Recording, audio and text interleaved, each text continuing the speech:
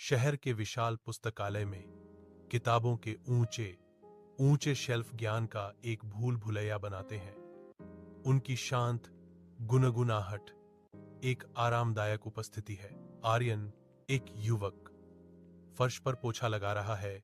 उसकी हरकतें लयबद्ध और थकी हुई हैं। पुरानी किताबों की खुशबू हवा में भर जाती है।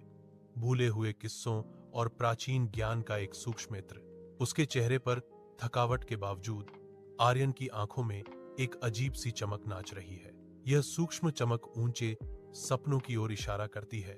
उसके भीतर महत्वाकांक्षाओं का एक छिपा हुआ संसार है। वह अंतहीन पंक्तियों को निहारते हुए रुक जाता है। उसकी आत्मा में एक मौन प्रतिज्ञा है।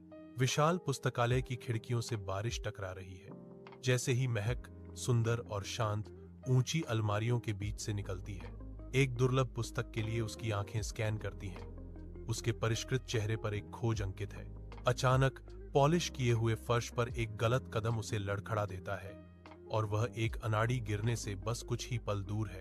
आर्यन बिजली की गति से उसे पकड़ लेता है, उसे गिरने से बचाता है। उनके शरीर अब अंतरंग रूप से करीब है। उनकी आंखें मिलती हैं और आर्यन की नजरों में महक को गरीबी नहीं बल्कि एक चमकती ईमानदारी मिलती है जो उसे मोहित कर लेती है।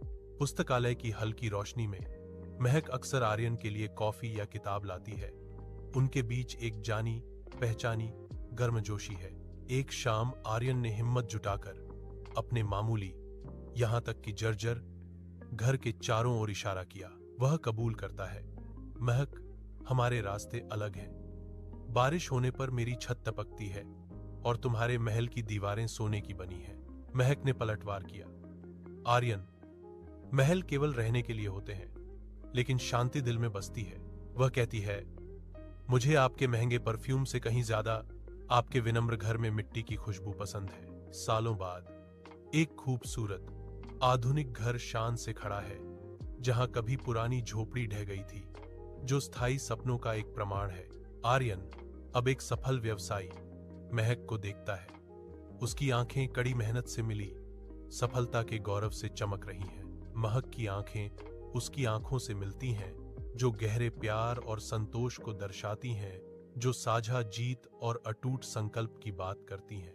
उनकी आपस में गुंथी हुई निगाहें एक शांत विजय को प्रकट करती हैं, एक साथ हर संघर्ष पर काबू पाने की एक